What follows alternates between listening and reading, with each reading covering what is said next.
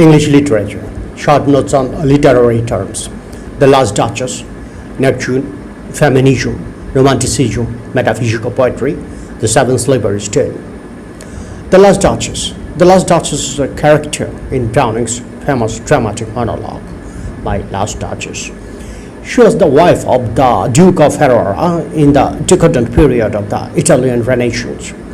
The Duke had her killed. There is a lively portrait of the Duchess in his art gallery. It was drawn by Fra Pentolf. From the description of the Duke, we come to know that she was an easygoing lady. In a visibly announced, he says that she was careless about his dignity. She had the habit of smiling.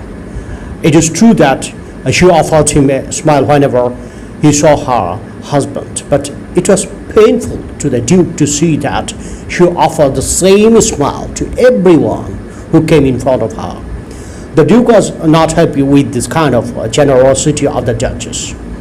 He expected that she would treat him differently and maintain a distance from the ordinary people. But the Duchess did not pay heed to his desire, so he got her killed. Ironically, we understand that the Duchess had a true human heart, open to all. She was delicate, sociable, charming, and generous. Neptune. There is a reference to Neptune, the Roman god of the sea. The Greeks called him Poseidon. The Duke in Robert Browning's famous dramatic monologue, My Last Duchess, makes a throwaway remark in the last three lines about a sculpture of the sea god Neptune, taming a seahorse.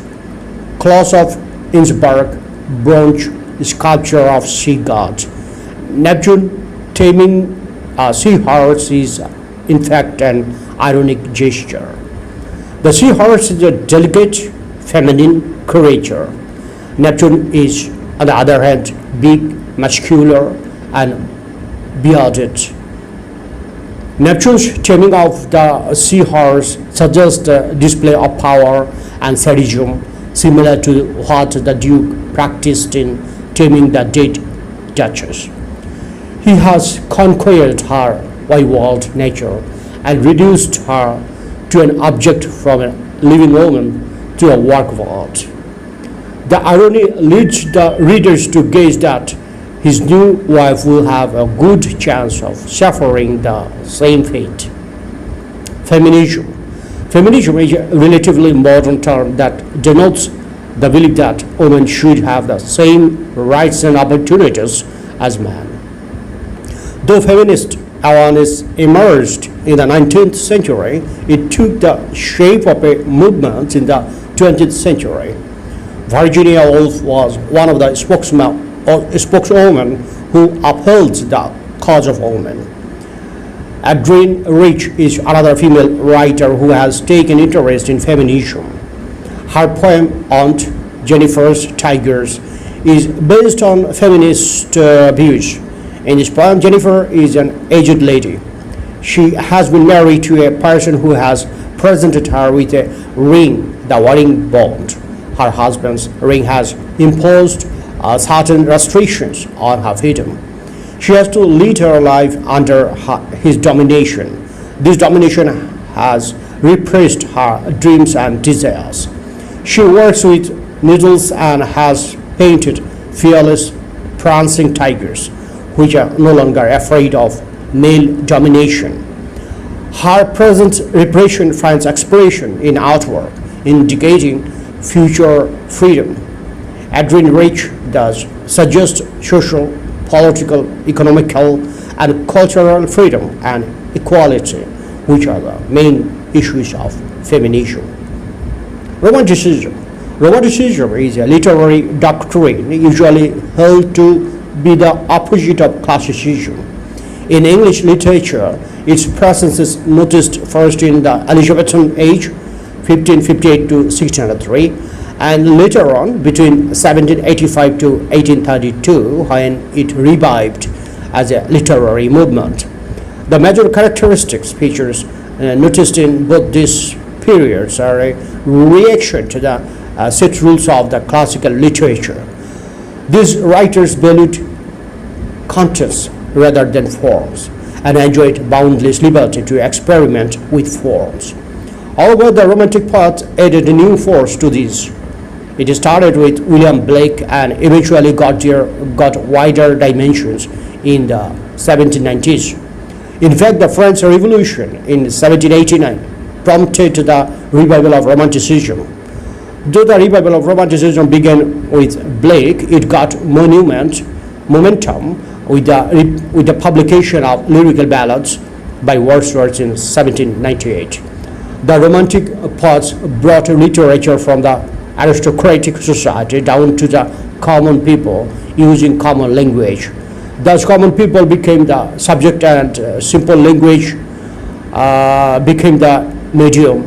Instead of reality's high imagination became the mood of writing. Naturally, a subjective perception replaced the classical objectivity.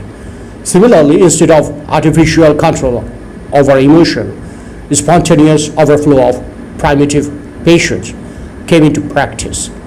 Nature became a source of mystic pleasure, and thus supernatural forces frequently appeared in poetry. Poets preferred symbolic expressions to literal ones. Love of the remote past became a strong motive. A strong desire for bringing change in the society was also noticed. The sense of beauty was common to all of these poets.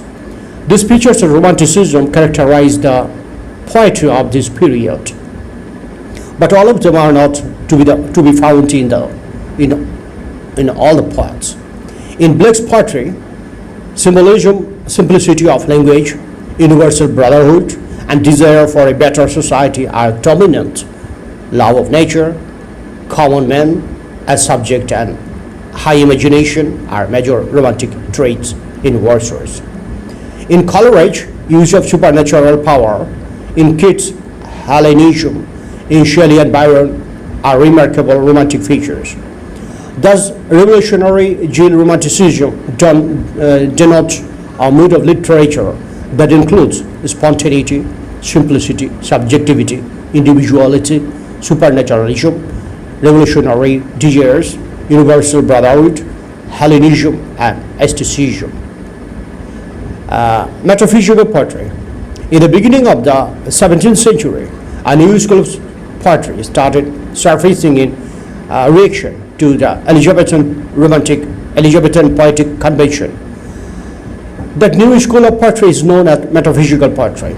Metaphysics, as the term denotes, is a science of abstract concepts. Meta means beyond, and physics means science of concrete things.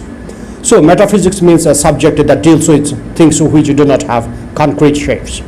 In other words, metaphysics deals with philosophical ideas. In dealing with abstract deals or concepts, metaphysics uses logic, as it is done in metaphysical poetry, mainly deals with the concept of love, faith, soul, death, and God, which do not have concrete existence.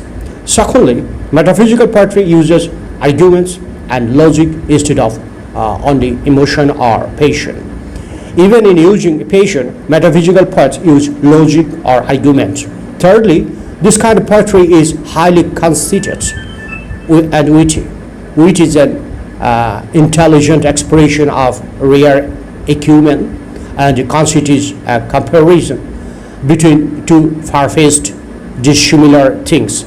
Metaphysical poets use wit and conceit very frequently in their poems, with the effect of surprise and stun. Finally, metaphysical poets use conversational tone, and they are often careless of meter and rhyme. The major poets of this school are Donne, Andrew Marvell, George Herbert, Henry Vaughan, and Richard Crashaw. The Seven Sleepers Din. This praise occurs in the fourth line of the poem, The Good Morrow. This is an allusion to the seven noble brothers of Ephesus. They were Christian young men whom the Emperor Decius sought for persecution in 251 AD. The seven brothers hid themselves in a cave in order to escape Decius' persecution. The entrance of the cave was blocked up. The seven men lived there for about 200 years. Then they came out, still young, in the reign of the younger Theodosius. John has used here the long sleep of the seven brothers as a concept. He has compared the unconscious, subconscious love of their lovers to the sleep of the seven brothers. The comparison is no doubt far-fetched and extraordinary. It adequately suggests the state of love that was dormant in them before they have become conscious of it. Okay, thank you viewers for watching my video.